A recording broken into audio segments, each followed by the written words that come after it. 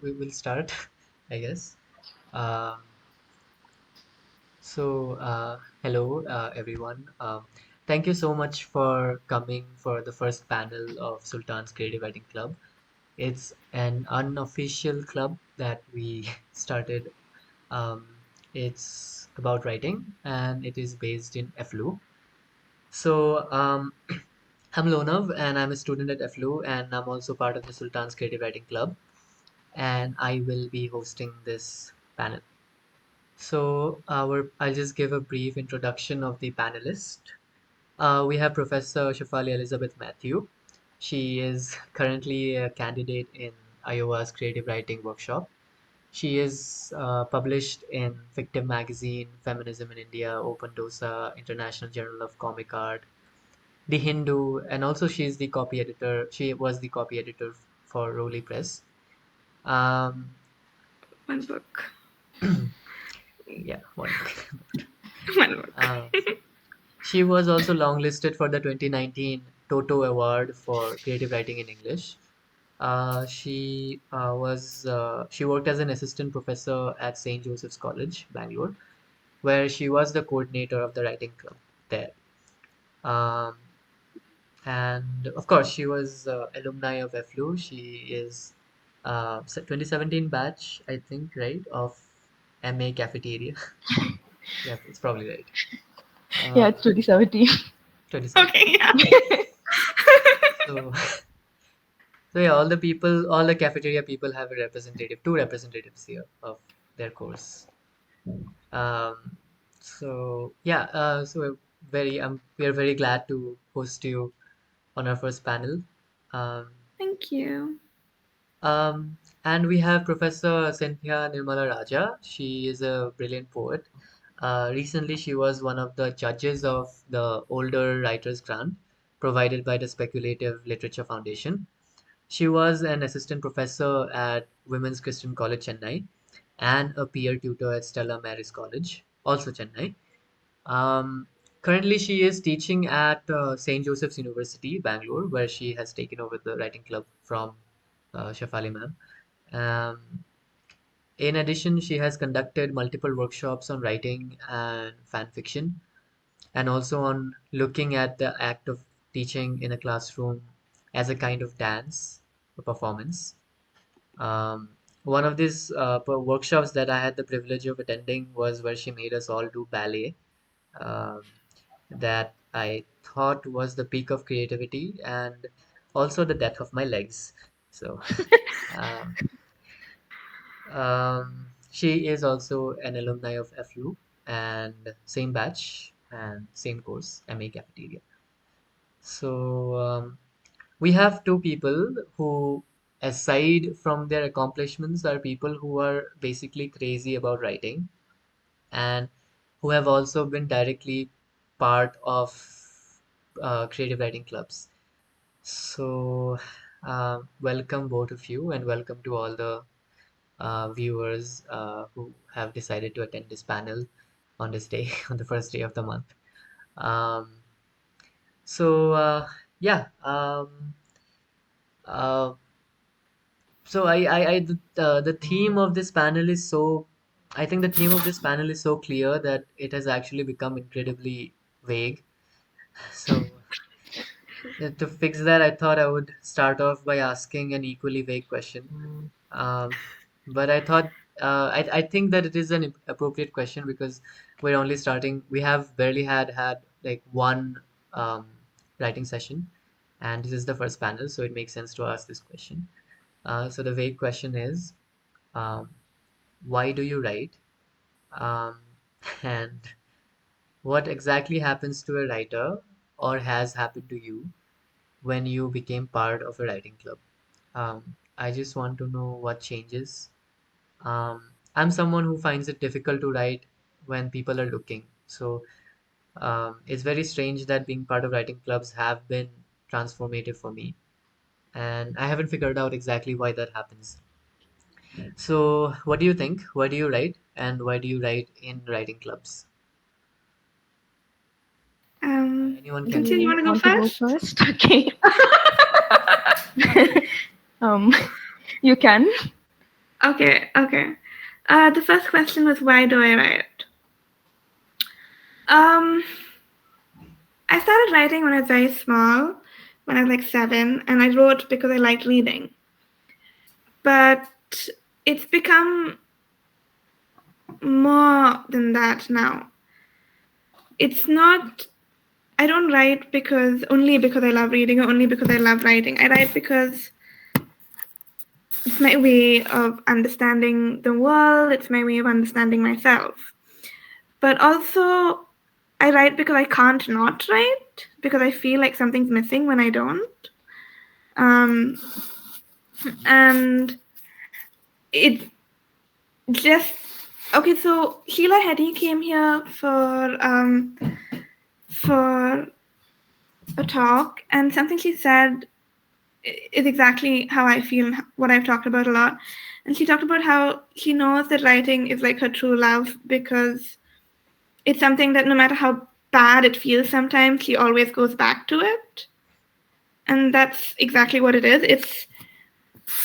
It can be frustrating and you don't know what to do, but it's something I love so much and that means so much to me, and it's the only way I know who I am. So that's why I write. I don't know if that makes sense. Writing clubs.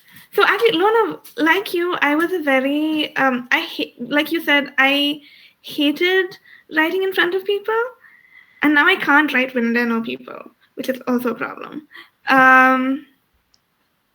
I found it very, because I think it's such a it's so much of putting your soul on paper. It's difficult to not do that when people are watching you put your soul on paper. But um, it's through writing clubs that I found a way for, well, motivation for one thing. I can definitely continue. Seeing other people write makes me want to write, but also inspiration, because listening to what other people are writing helps me write.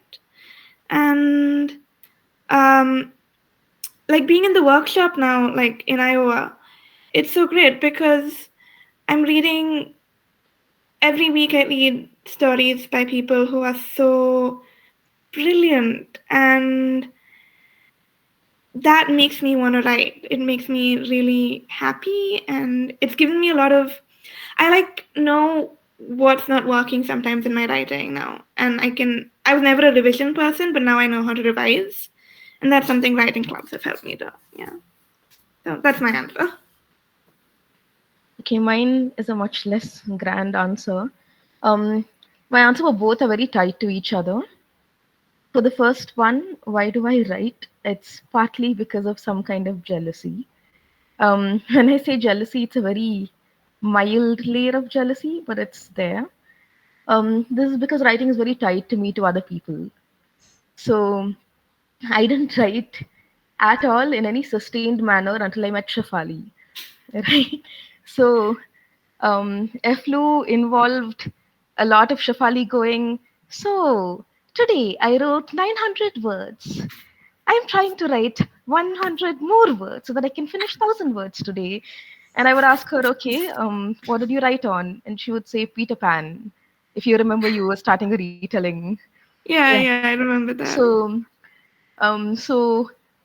at some point, she told me that when she didn't know what to write, she just wrote the most random word that came to mind. So she would write pepper, Peter, Wendy, notebook, pen, can't write, can't write, can't write. And at the end, she'd reach a certain number of words. And I remember thinking all this was very bizarre at the point when all this happened, as most things with Shefali. But um, I think I was also a little jealous because there's somebody who was so dedicated to this idea of writing, and I didn't really care for it as much, right? When I was young, I wanted to write, but it was also always with a nothing I write will ever be good enough kind of shadow falling over my writing. Um, and that kind of made me not write in general because I kept thinking this is rubbish and I kept tearing things up or just not writing because I would always think things are rubbish. Um, but after I came to EFLU, I found this person who just tried, who put down random words even if they didn't make sense at all, even syntactically on the page. Um, and then I came to Joseph's, and then I see more people who just write. Um, so I think it's very tied to community, where there's some level of jealousy, where I'm looking at other people thinking, what is it about writing that fascinates you so much? And that fascination fascinates me. Um, but even outside of all that, I realized recently that one of the things I have been writing consistently is about other people. I love writing letters. I love writing things about people, to people, and so on. So a lot of my writing tends to revolve around that as well. So that's my answer to the first question. So why do I write? A lot of people say, like Shefali, I knew her answer before she answered. A lot of people say I die if I don't write. Kafka, for instance, right? You have Write or Die magazine. Um, you have Baudelaire, who calls poets people who crawl on the ground because their wings are too huge for them to walk. I've never really subscribed to this point of view because I don't feel about writing as intensely. But I think it's still quite nice to look at people and want to write about them. For me personally, that's where it comes from. Um, and the second, my answer is very similar to yours. You might expect it to be the opposite, but I find it very hard to write when I'm with people. In fact, the first writing desk I attended, which again was held by Shefali, I was so terrified in that I didn't write anything. But I think it's different when you're conducting it. That's there's another level of tiny pressure that's applied. Pressure usually results in some kind of productivity. I'm a deadline writer. That's another thing. But um, writing writing clubs, for me, definitely it's seeing other people write. When you see people write, again, you want to write a little bit. Um, I think that's mostly it. And I think there's something very beautiful about sitting in a place where people love Yeah. reading and writing. Um, it's something that can't really be explained, but it gives me a lot of joy. So that is definitely something writing clubs give to me. Ah, That's my answer. yeah, very wonderful way of looking at writing, and I can see that I have like I personally have experienced it, and I think everyone has also got a glimpse of what drives you both to write. And I do not really agree with what Cynthia ma'am is saying about how she doesn't feel too like strongly, like as intensely about writing. I don't think that is true at all, but that's just my personal observations. Um, so yeah, I think okay. Now that we have sorted out why the panelists actually write, um, I think let's move to the actual theme of the panel. Um, this comes from a personal sort of belief that the world is interesting only because we have some things called creatures. Um, and I think the number of cat and dog lovers in this world just proves my point.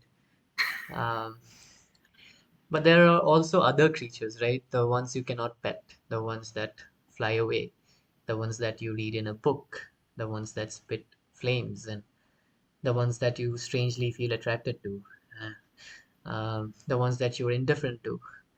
So, two questions again. One is, what is your relationship with the word creature?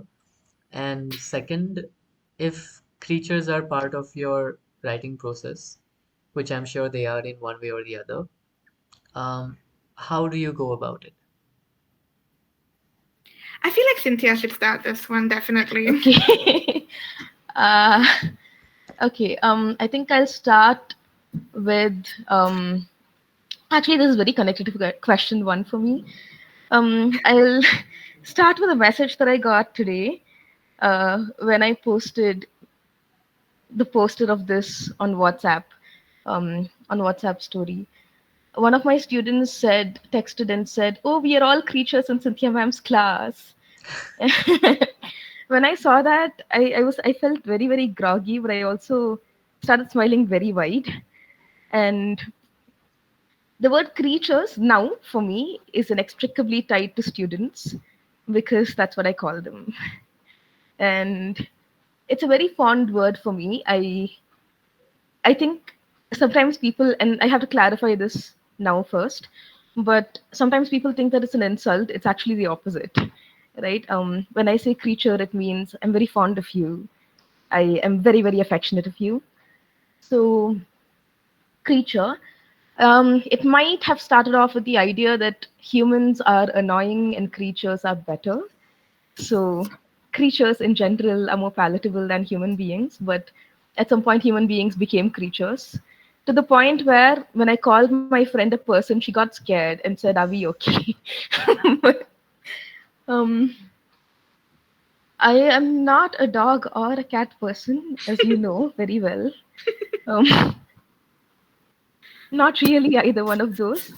But when I saw this prompt, I remember two instances, two phenomena rather. The first was on a very bad day when I looked at my then alive dog, and I knew he probably didn't understand anything I said, but I spoke to him for some 5-10 minutes about what I felt weird about in my life, right? So for some 5-10 minutes, I told him, Tinku, I feel so lonely, etc., etc. And this was in school.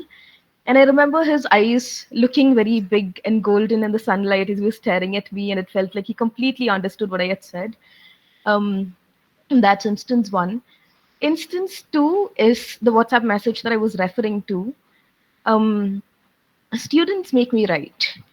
I don't know if I'm probably not the only one here, but this could have started off with general English assignments that I'm. Some students are here, so they might recall with great frustration all the assignments that they were made to do.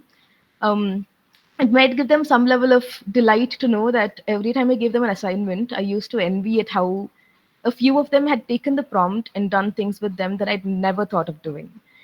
Um, I remember how one of the students here in this panel, I had given them the prompt making a magic potion, and she wrote a poem about coping with all the people that you've lost over the years and how it doesn't happen. And the ingredients were very random things like clothes that you can't fit into anymore, right? Um, but I remember reading it. I still remember exactly how I felt when I read it because I read it and I couldn't continue breathing. It just stopped. One of the other times when I thought about this was when I read something by a friend in EFLU where I still remember the stone bench that I sat down and read it on.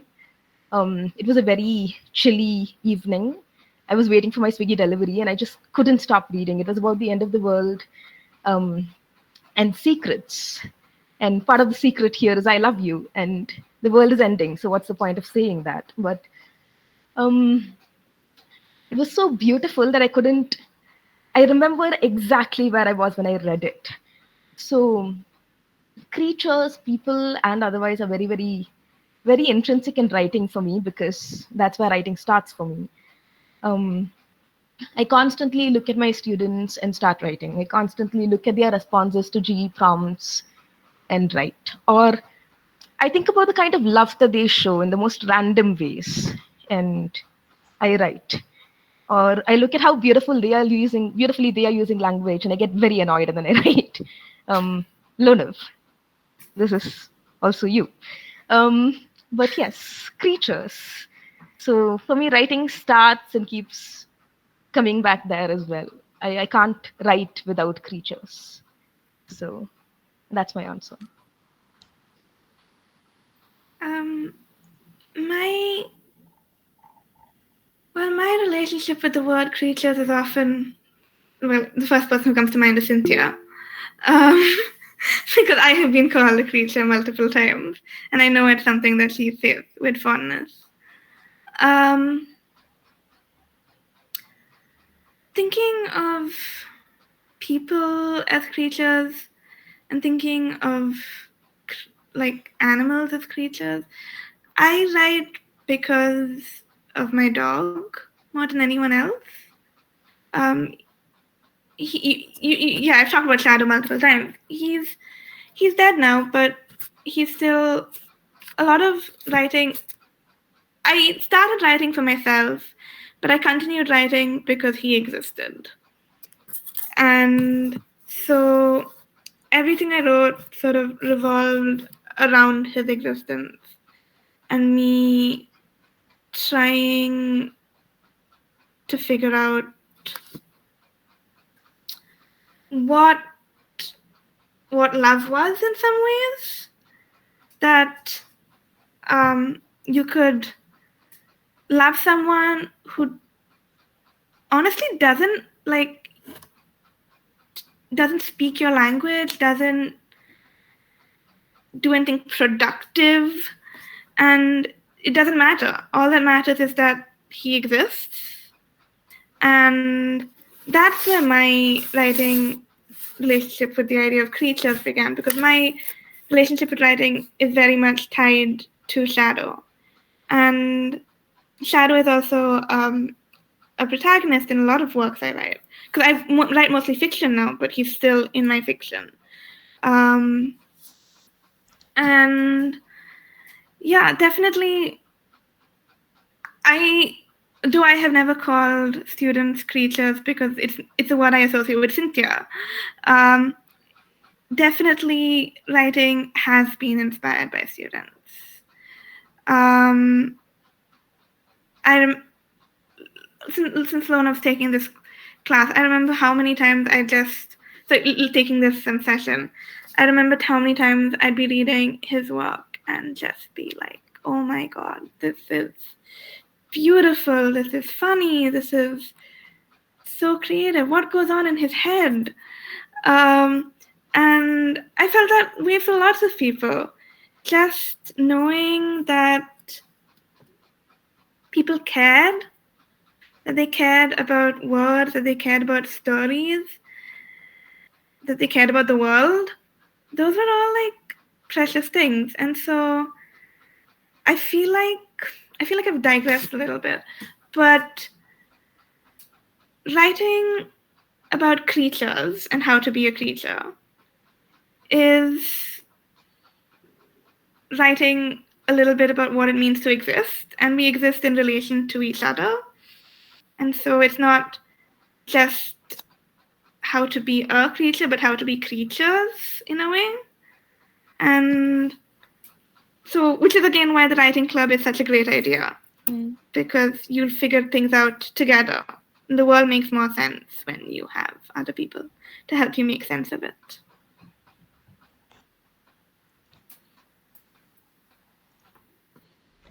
That is such a beautiful way to look at it. Um, Thank you so much for the compliments. Um, I feel the same way whenever I read your writings, and yeah, that's a beautiful answer also.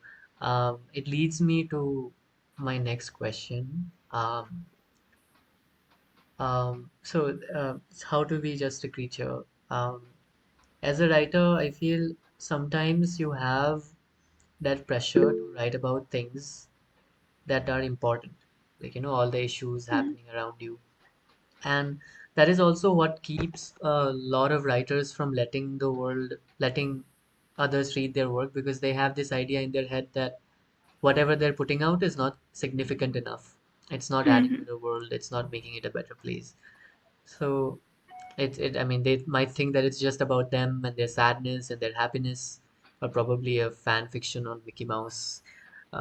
But so in the book Haroon and the Sea of Stories by Salman Rushdie, the main character Haroon asks the villain, "Why do you hate stories so much?" And the villain says, the villain says, "Stories are fun, but this world is not for fun." So this idea that you resist something wrong in this world only by directly writing about it is something that I personally have a problem with. And sometimes simply working on on your craft is also a rebellion, right? Sometimes finishing that poem about a seahorse is also a kind of defiance. So my question is, how do you personally reconcile with with what's happening in the world and probably also in your neighborhood, with these creatures that you can just stop writing about. Um, in other words, how do you stop writing to prove something, to rescue someone else, and instead start writing for yourself? You can also ask, like, answer separately both to both questions if they seem like they are different. So, Do you want to go first? Should I go first? Do you want to go first? Either works. Um, okay. Lono, can you repeat the questions? I'm very groggy. I'm very like, yeah, sure. It's a long question. Sorry. I can't hear Yeah, you also. yeah. Sorry. Yeah, that was a Wait, long I'll question. I'll answer the first part first, All right. like or the second part first. I don't know which one I remember. Um, you talked about writing to prove yourself, right? I feel that whenever we write something, it's kind of impossible to not think of proving yourself in one way or another because when you're writing, you're constructing a narrative ultimately, right? So when you're writing, you're saying, this is how I see the story, and there. Um, so you're already setting out to prove something usually when you start writing, right? That's partly why it gets very hard when we look at our writing and we think it's terrible because we are trying to prove that it's good. And maybe we are trying to prove that we are good as well, by saying, see, I noticed this, I notice you. I'm trying to talk about this, I'm trying to talk about you, you better appreciate it, right? Yeah, I have a habit of needling people who haven't responded to my letters to them. So, case in point again. Um, but I think writing also comes out of caring, right? Um, and when you care very much about something, you are trying to tell yourself, maybe it'll turn out to be okay. Maybe I need to write about this. Maybe I need to tell this person just how much they mean to me. And that way you're already proving something, right? You're trying to prove something. You're setting out on a journey too. Um, you're probably doomed to fail because the moment I've written very, very few things where I've looked at things and I've thought, hey, this actually worked. Um, most of the time, I look at things and I think this is terrible, right? I'm relearning to think that, which is why um, I think that's what I really want to answer about, right? Because ultimately, if it's about proving something, unless we are writing in a void, and I cannot, because writing for me is very tied up with community, it's very tied up with being a teacher, it's very tied up um, with people and with love ultimately. So it's impossible to not prove myself or try to prove myself in that sense. Um, but the part about caring and the part about, I agree with you in that I think people should both talk about things that are hard to talk about and have the choice to not talk about it in their writing. I don't think, I think it's important to write about what you want to write about, or in some way or another, right? Even if it's hard to talk about it, you should want to talk about it, I think. And forcing yourself to do it because of a set of obligatory beliefs, I don't really subscribe in. Um, I think it's important to think about things that are hard to think about, definitely, because there's so much that happens in the world that we don't even think about, right? And I don't really like that. I've been embarrassed of myself several times as a human being when it struck me just how long I've chosen to stay in my wrapped up bubble. But I don't think that I think it's very different from kind of proving trying to prove that you're an amazing person and therefore writing about something. I think there's a lot of hypocrisy that comes with that, even if we don't look at it that way, right? And I think it's important to write about beautiful things sometimes when you're sad because that helps you remember why it's important to not just be sad, right? Because life is more about than just that. And writing definitely helps me remember that. Um, I recently, again, student, read about a student's essay about her mother, where um, she wrote, the essay over a period of time. So she wrote it when she was angry with her mother, and she wrote it when she was happy with her mother. And she went back and deleted everything that she wrote when she was angry.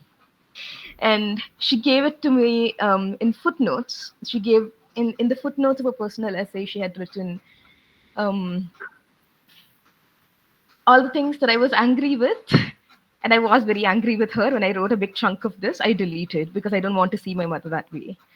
Um, I thought there was so much power in that decision because it means that you've thought about what's beautiful, you've thought about what's maybe not so beautiful, you've looked at both these things, you've looked at what you want to think about, you've thought about it, and you've also looked at what you want to retain on the page, right? There's a lot happening there. But caring about writing, I have learned not to do as much these days, which is also the reason I write. So why I write is very tied to not caring as well. Um, for me, this not caring happened because of students. Um, it happened because I constantly read people's writing who I think write much better than I think I can ever write. Um, I read their writing and I think nothing I can say can top this. Um, and at some point, I don't really want to because it's so beautiful that I can't even be jealous. I'm just happy and slightly sad. Um, and another thing again that writing clubs do for me, and especially as somebody who conducts it, I make it a point to try and read out my writing first if students aren't volunteering because it means that whatever rubbish or rubbishy thing it seems to me that I end up with, if they see me comfortable sharing it, maybe they'll also be comfortable sharing it. Um, but caring less about how the end product looks like and caring less about how I look like as a writer compared to all the other amazing people who are writing that I know, whose work I read on a very regular basis, that I think makes me a better writer and I hope to think a better person. Um, both. I don't know if I made sense. I think I've tried to answer your question. Um, did I answer both your questions accidentally?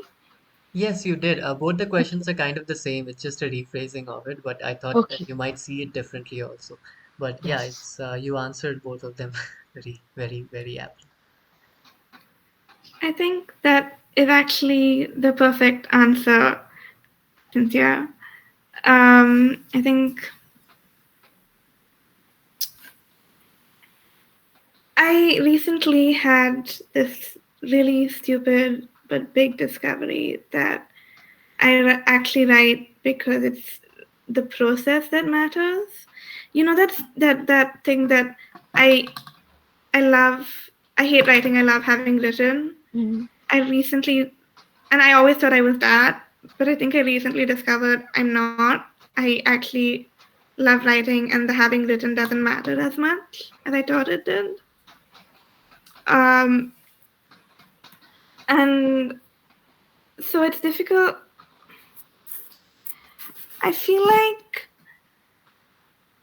I write what I write because, okay, actually, so something Carmen said when she came here, Carmen Machado, um, she said you write the story, what were the words? The thing that keeps burning within you.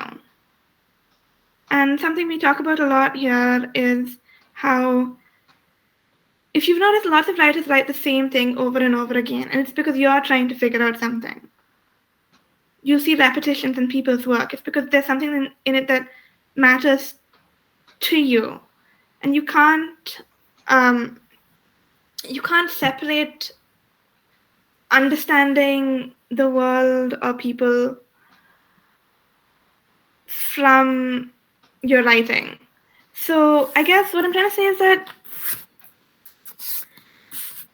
I think it's important, what Cynthia said, to be able to write for things that are political or um, change the world and all of that. But it's also, I don't think, I think you should give yourself permission if you can't to write the story that burns within you. Because different stories burn within different people, and finding that is a process. It's a process. It's a process of trying and trying and trying and trying and trying, and always failing, and that's okay because that's the point. The point is to fail.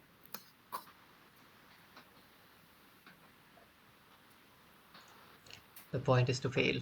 Yeah, that is that could be our motto also. Um, yeah, there's so many quotable lines. We could just pick one and make it the motto of our club, especially because it comes from alumni of EFLU. Um, yeah, so those were my all my questions. I got such beautiful answers, and I mean, I expected it, but both of you managed to sort of exceed my expectations anyway. Um, so I think we can open up, unless you have more things to say, we can open up the panel to questions. So you can either put the audience, they can put the questions in the chat, or they can unmute and just ask or raise your hands or something to ask questions. It can be anything from ranging from writing processes to I don't know if you want to know stuff about Iowa or anything that you might want to. I'm sure she gets lots of those questions anyway. But um, anything you want to know regarding writing club, writing processes, about creatures, you can put them down on the chat or raise your hand, unmute, anything you want.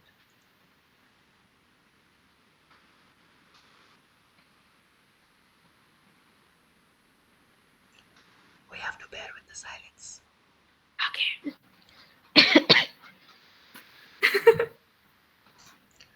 Shreya has a hand up.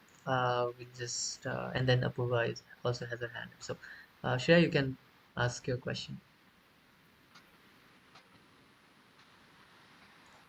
Hello, Shefali ma'am. Hello, Cynthia ma'am. Hello. Hi. I am one of Lona's classmates and one of the core members of the writing club. It was beautiful hearing you both talk today because he keeps talking about you both constantly, almost every day. It was lovely. One of the Thank you. major questions that I wanted to ask you today was all of us have those moments in life when we feel like the real life is quite it's a struggle and that there's a lot of negative things, bad things happening. And if we cannot change them with our actions, then we feel quite helpless. Hmm. And during those moments, even what we write could feel very helpless. Hmm. But we still stick with writing because for most of us, it's like a part of us. It cannot function without writing. Hmm.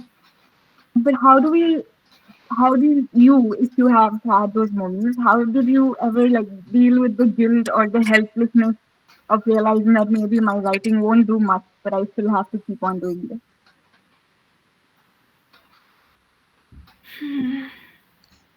Cynthia, do you want to shall I? How about we? Okay, can I just add on to whatever you say later because I'm pretty sure I'll forget things and come back to something. Okay. I'll start by saying that for a huge part of my life, and this is something that I think a lot of people would relate to. A huge part of my life, I believed in the torture genius idea of writing, right? Which meant that to write, you must be perennially sad, right? You must be an absolutely tortured person, somebody tortured by yourself constantly to sit down and write. And it's only after I started teaching and started looking at other people, I think, more closely, that I thought, no, I hate this idea and I hate thinking that I am such a small person that I can't contribute something actively unless I feel terrible. Um, but coming back to this question, that also doesn't take away from the fact that until I came to Joseph's and until writing became a much more integral part of my everyday, I wrote mostly when I was devastated. I wrote when I was very non functional for 2 years. I wrote letters to a character called Beyond Birthday. Some of you might be familiar with him from Death Note. Beyond Birthday can look at how much time people have left. They are displayed at the top of their heads. So whenever he's looking at people, he's looking at how long they have left to live. And it's a very alienating power, obviously. And he's a very alone person. And the best part about all this is that I haven't actually encountered Beyond Birthday in canon much other than in fanfic. So I got to know him through fanfic. I got to know him through people who looked at this character that most people don't know exist in such a popular fandom. Um, and I wrote letters to him. So I would write letters to him because I thought that however sad I was, it couldn't top how sad Beyond Birthday was.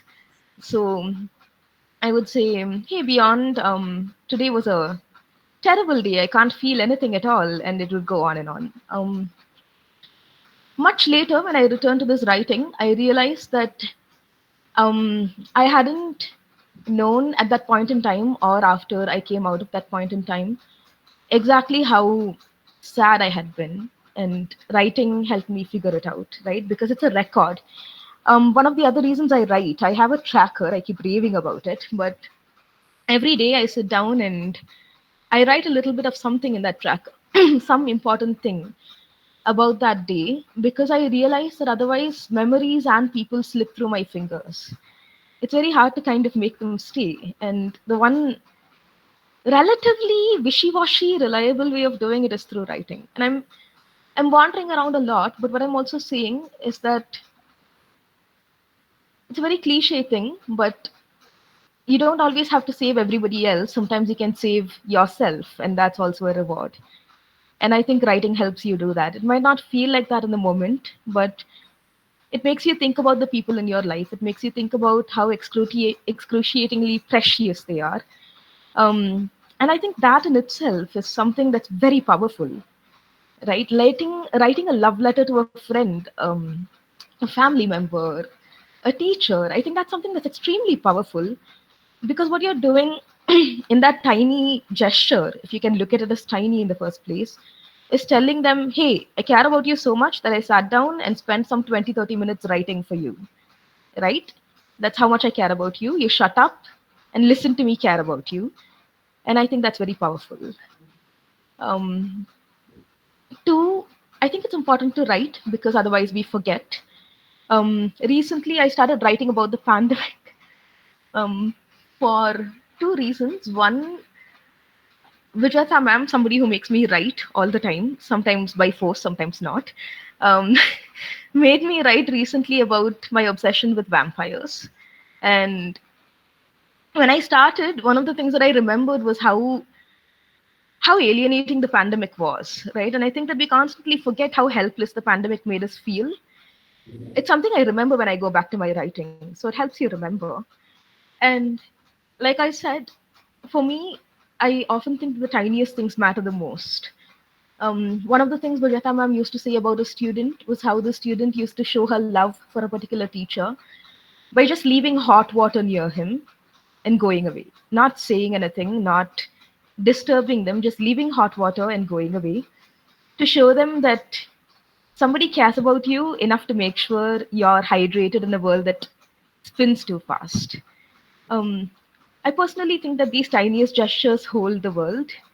Somebody texting, and I'm not somebody. I don't think I'm the best of friends in any way of Yes, you are. friendship. Okay, um, but I think it's the tiniest things that make you feel loved, and writing is also about that. So I don't think that's a complete answer or even a good one, but it's what came to my mind immediately. Shefali. I actually think that's the perfect answer. I feel I said that before with your answers, but it's true. I feel like there was a stage when I was writing when all I could write was, I don't know how to write, I don't know how to write, I don't know how to write. Why are words not coming? What is the point of this? Today was weird. And that doesn't happen as much anymore. It still does happen, obviously, but not to the extent it happened earlier. And but I think I needed to do that because this feeling of helplessness when the world is like going like I don't know, detonating sort of, is terrifying. And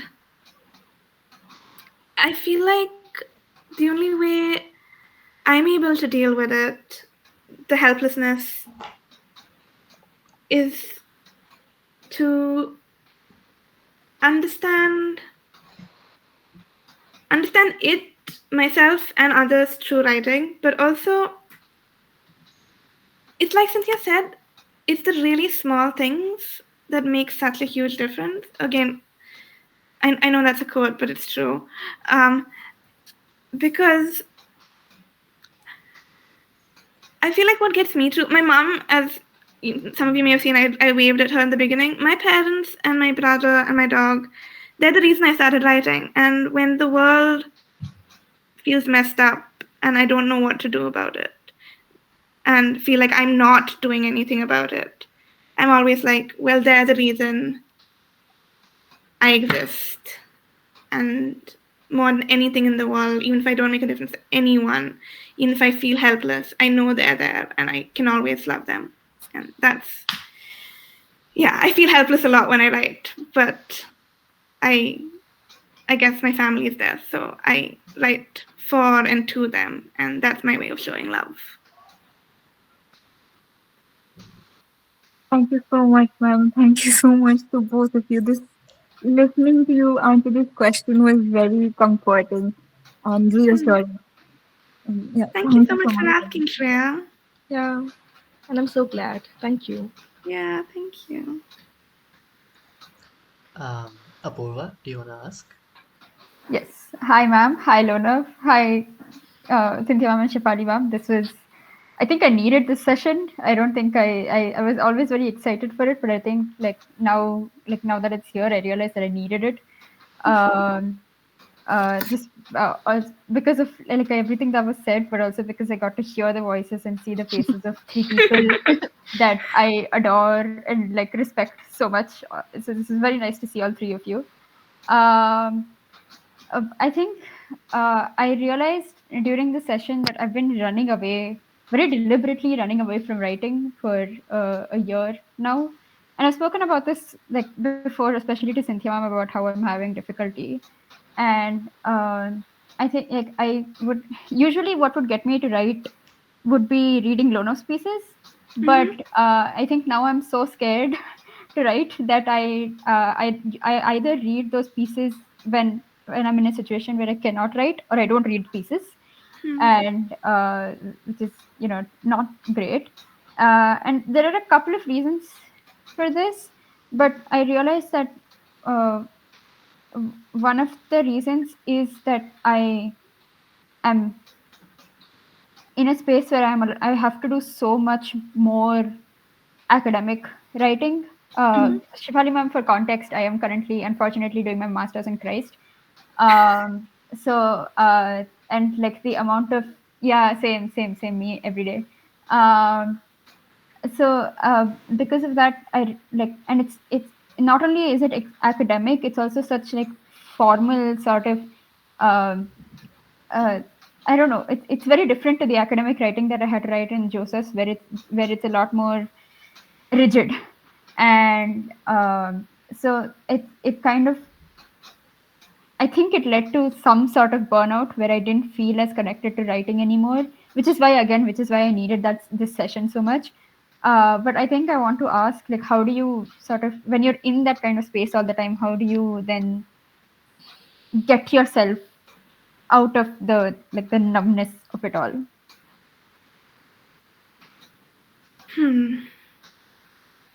Should I? You can. Okay. Um, you know what? As some as someone who actually finds academic writing difficult often, especially when I was, I think, your age, Apurva, I think it's a little better for me now. because I've done it more.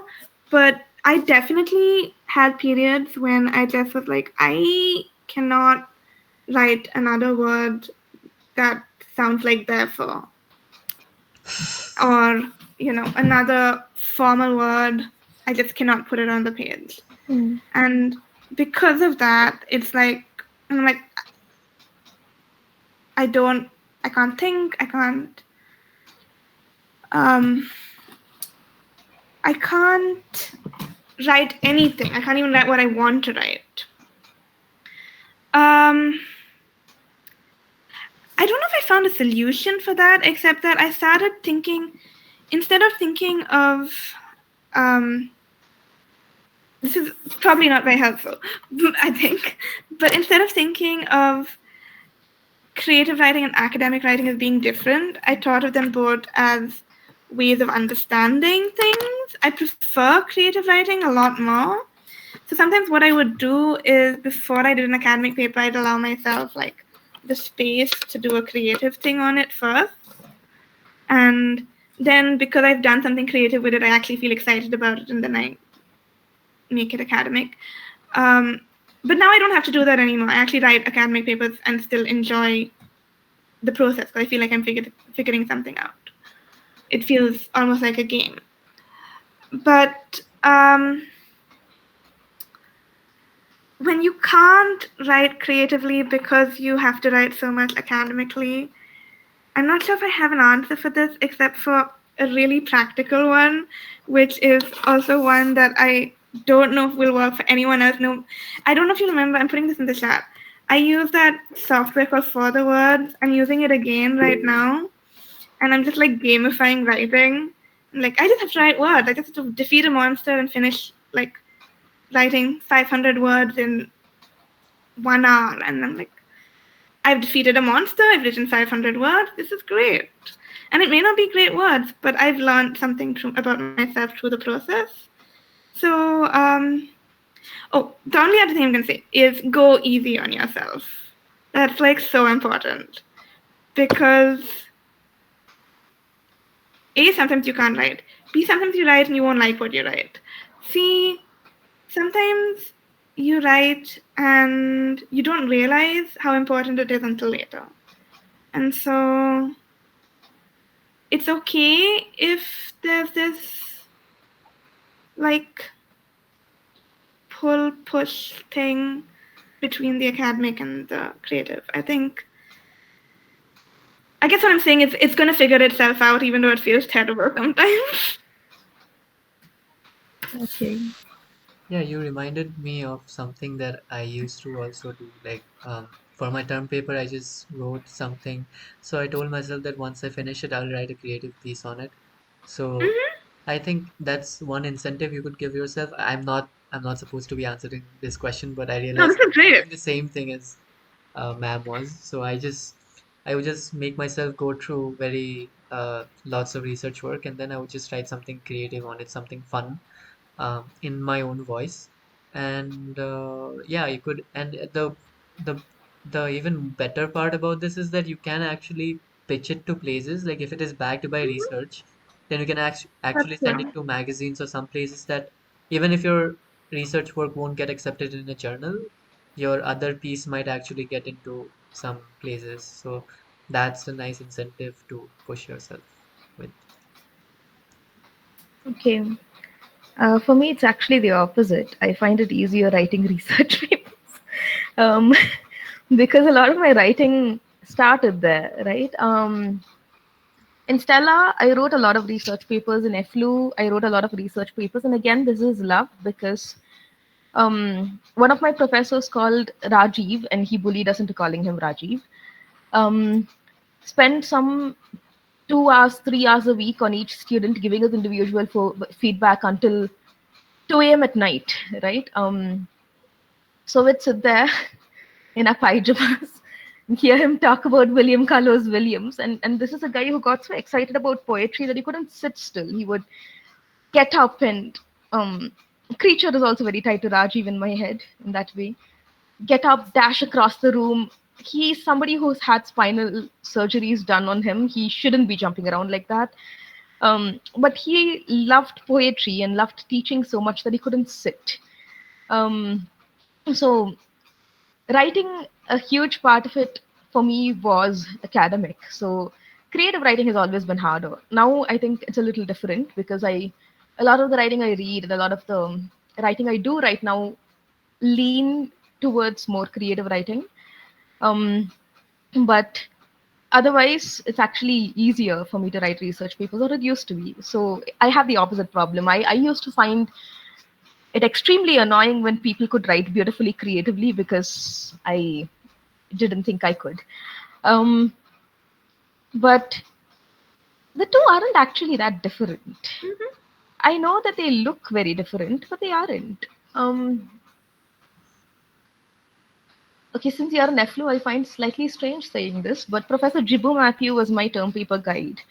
And at some point in my term paper, I it was a very bad time. Shefali, you remember it.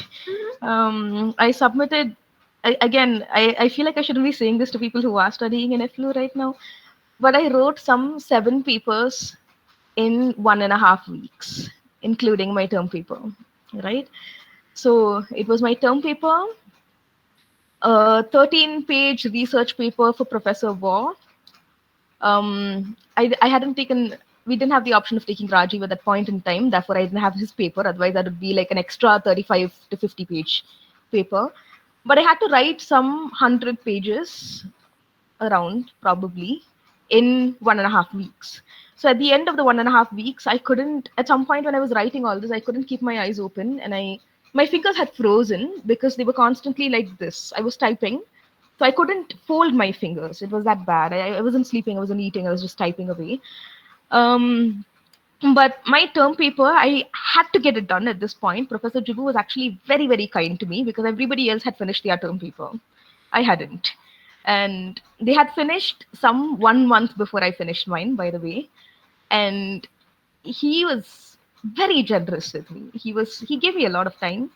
I don't think I deserved it, but he gave me a lot of time. And at some point, I was writing about something that I really cared about. It was an extension of my project for Rajiv, but I couldn't.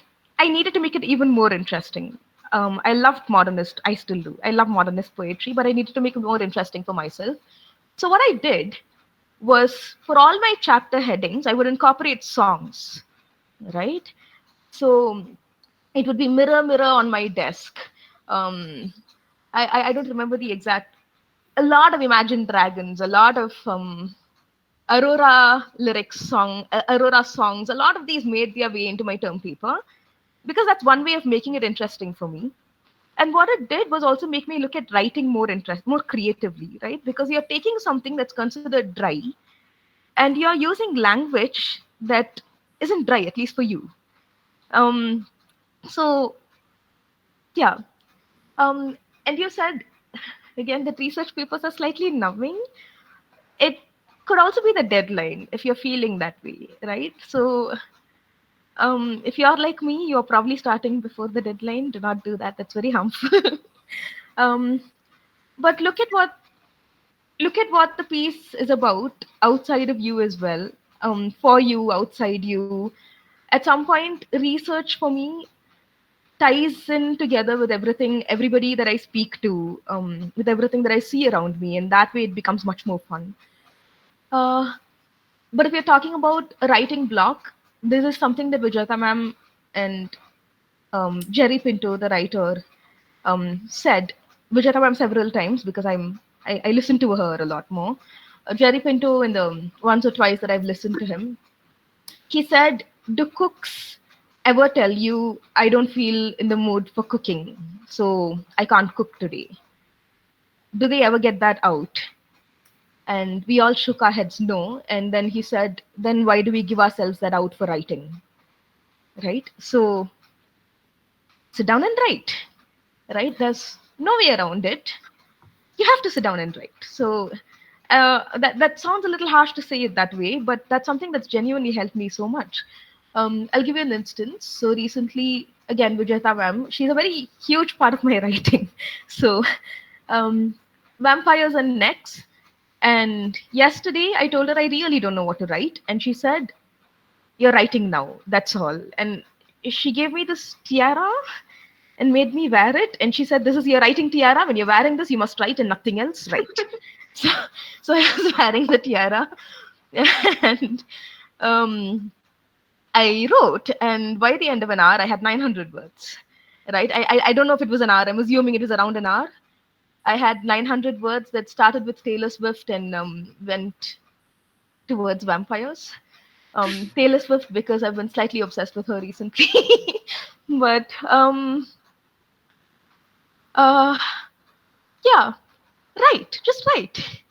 And you'll end up with something, right? You might not end up with the best of things, but honestly, would you end up with the best of things otherwise? Um, so just write. Another thing that works for me is writing about people I love, right? So when I write about people that I love a lot, I end up writing something. I end up even if I start by writing by saying I have too much to say, therefore I can say nothing in the spirit of Dostoevsky. It doesn't stop there. I will always have something else to say. I would be able to tell them, yesterday I saw Dash and it reminded me so much of you, right? Tiny things, but that's also writing, right? The tiniest thing is also writing. So that would be my answer. Thank you, ma'am. Thank you, Shefali, ma'am. Thanks, Lona. I will go right now. I'm literally, I have this problem where I think all of the words that I'm going to write in my head and then I just don't put them down on paper because I don't know, it's too much commitment, I guess. But I don't know, I feel like for the first time in a long time that I'm actually going to go and like put everything I'm thinking down on paper. So thank you. Also, Apurva, it was very nice hearing your voice as well. Yeah, I know, really lovely. I hope, yeah, I wish this was more like in person, but this is, I'm so glad that this is happening. Yeah, so nice to hear you, and to like see your name also. I feel like I'm Yeah. back in like First year, yeah. yeah. Uh, yeah, are there any more questions?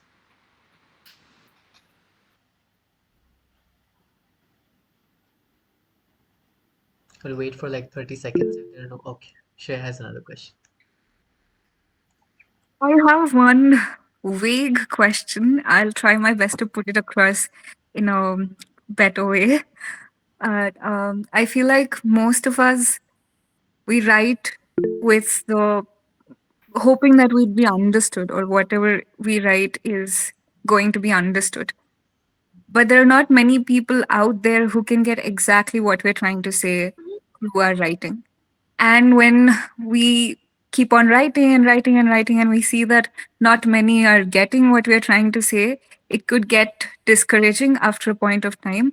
So I've been struggling with this recently that sometimes when the only purpose is to be understood, whatever I want to write could get distorted Hmm. into just trying to communicate it to the masses and things like that. And otherwise, I just completely let go and make it sort of very, very weird and very crazy that it's all over the place and things like that. How do I strike a balance between wanting to be understood and also forgetting about that and just trying to write for the sake of it and for myself? Do you wanna? Yeah. Can you take it first? Oh, me too. Me first. Yeah, sure. Um. Okay, so I feel like there's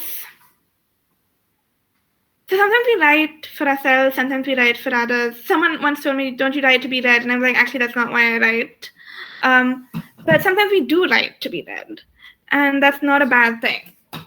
Sometimes you write to talk to other people. My advice here is actually something like that has that I wouldn't have thought of before, but because I've been here and like because I'm in Iowa and every week we read someone's writing and give feedback, honest, my completely honest answer is writing clubs. It is actually reading each other's writing. It is talking to someone else about your writing, doing exchanging things. Then people will see. Then you have someone who, an outsider, looking at what you've written, and because I think writing for yourself is so important, but I also completely understand the times when you want to write for some, like, an audience. And so I think getting beta readers is like such a help. Honestly, I've learned so much about my writing from having people read it. And I know, for instance, that sometimes I have tendency to not describe enough. I'll just be like, okay, and this happened, and I'll have like no sense of place because I'll be like plot, plot, plot, plot, plot. Um, or I also have the tendency like to not explain some things because it's so clear in my head, but it's not clear to anyone else. And so just having people read what you write actually makes a huge difference. Okay. Uh, feeling I'm slightly zoning out. I'm so sorry. Um, I think for me, the thing that I thought of immediately as soon as you asked your question, which is something that I struggled with for a huge period of time. Again, when I was feeling terrible about myself and the world and everything else, um, is that writing is like a lot of other gestures, right? So you never know how that gesture is going to be taken, right? When you tell your friend, I love you, your friend might never believe it. I'm saying this because there was a point in my life when I hated myself so much that I thought my best friends were tolerating me, even though I knew that my best friends weren't the kind of people who tolerated others, right? Not in a nasty way, but they weren't. I don't think they're that good at acting for one, but um, but for a huge, it was actually so bad that at some point I decided to go and tell my one of my best friends ever that I don't want to continue a friendship because it was hurting me to kind of constantly look at them and think, yeah, you're talking to me, but I don't think you want to talk to me that much, right? But what I'm saying is also that we can never control the way people read us, right? Our gestures, our doings, our writings, we don't have any control over that. And honestly, um, we don't hold Shakespeare accountable for that. Why are we holding ourselves accountable, right? Um, Shakespeare, a lot of people find the same lines very communist, very anti-communist. It's been banned in different countries for different reasons. So when we don't hold that against Shakespeare, why do we hold that against ourselves? And two, with any gesture, again, you never know how somebody is going to receive it, right? You never know what somebody else is thinking when they're walking next to you, when they're talking to you, when they're smiling at you.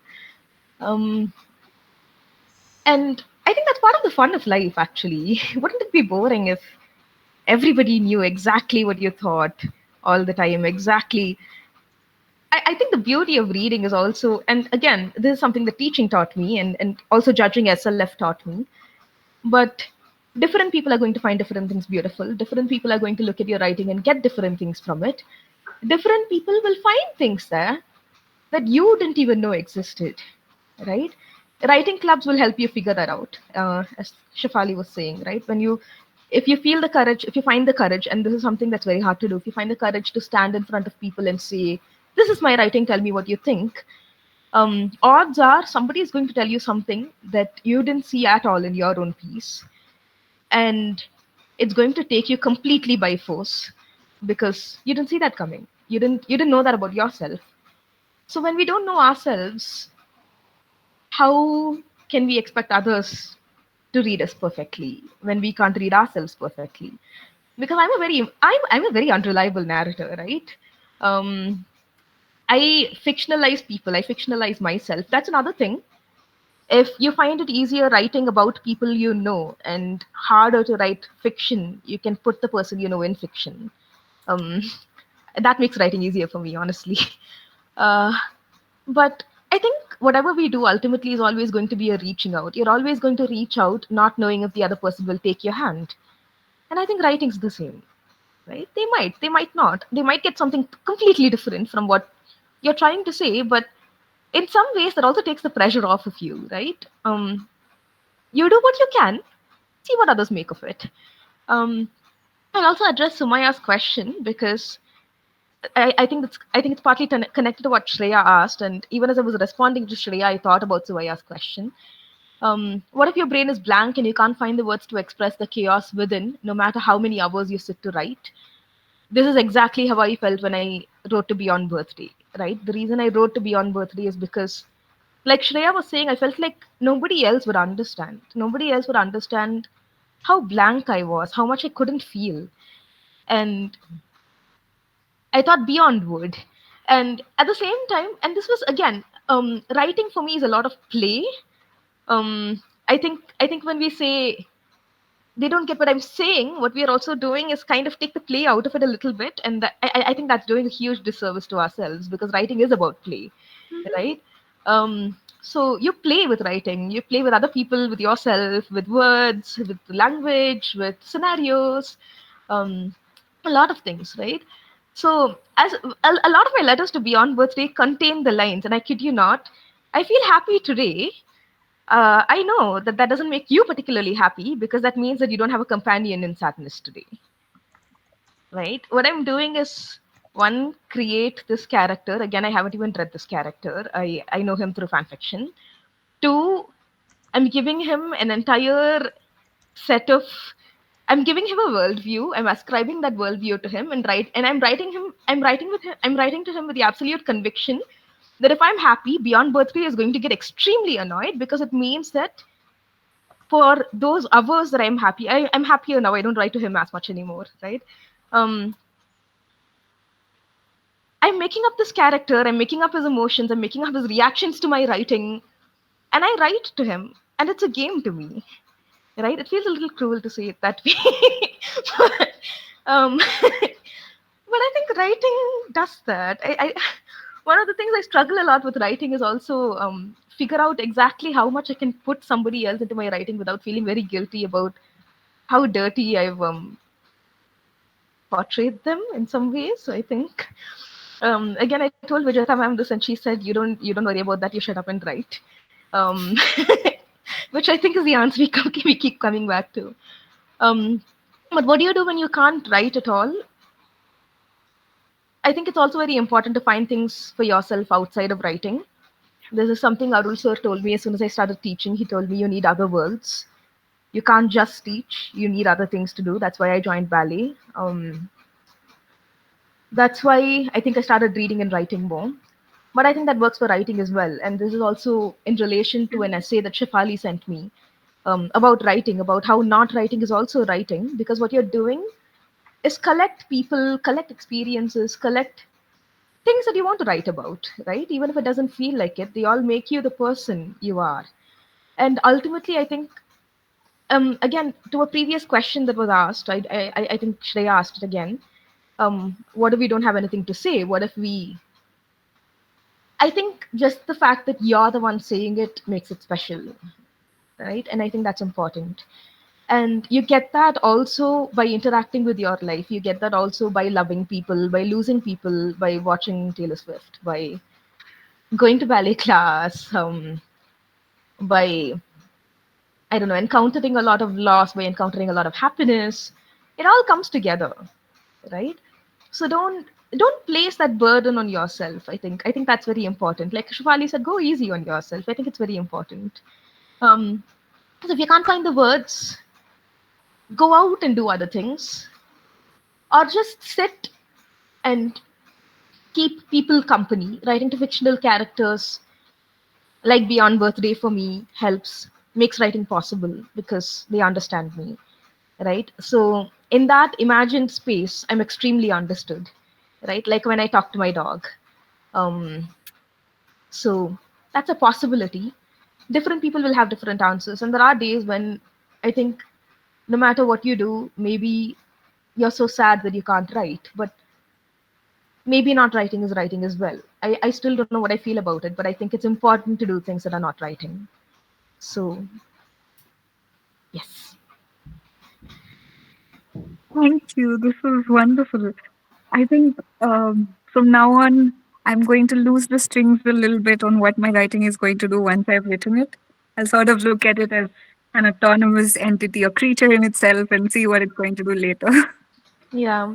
A creature that you do very weird medical experiments on. But yeah.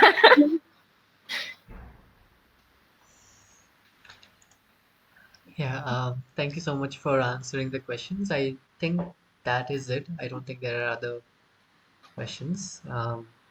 It's also late night. I think not for Shefali ma'am, obviously. Just the day is just begun. Uh, but yeah, thank you so much for coming. Whenever both of you come it like together, it always becomes magical, and I'm sure like everyone else also agrees with me that this has been a very magical session. And thank you so much. I really don't think how else we could have started this club um, in like how better we could have done it. This is like the best way to start it off. Um, we were going to start off with this panel, but then things came up in FLU and stuff happened. So, um, but this is still so inspiring. I feel like writing so much. So maybe I will write tonight. If not tonight, then tomorrow for sure. And thank you so much. I hope you guys also keep writing, and sounds like a prayer at this point. But yeah, so thank you so Thank much you for so much, Lona. Thank you so much. So Thank lovely you, to see you Lona. again. And thank you, Cynthia. Likewise, Shefali. Always. Always. Always. yes, Professor Cynthia was sick, but she still sort of came and I uh, know. gave Yeah. such a wonderful. I am really glad you came because I mean I know I was telling you to just go and sleep, but I'm really glad you actually came and talked because you contributed. Like it was just Yeah.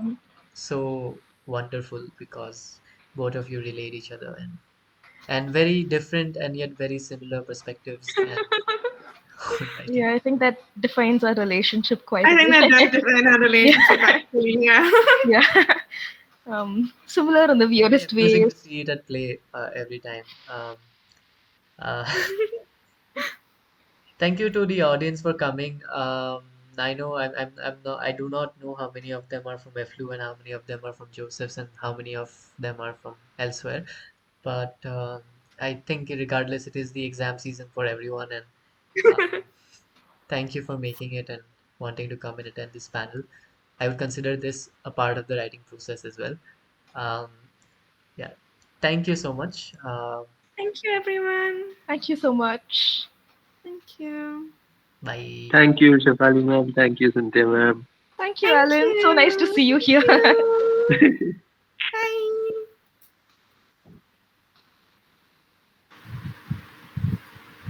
It was really nice listening to the both of you. Gave a lot Thank of you, perspective. everyone. I haven't written anything recently, but to sit and write is a big step that I'm to take. That's very exciting. Yeah, it Me is. too. Yeah. Thank you so Thank much. you. Thank Thank you. you Thank so you for your much. lovely questions.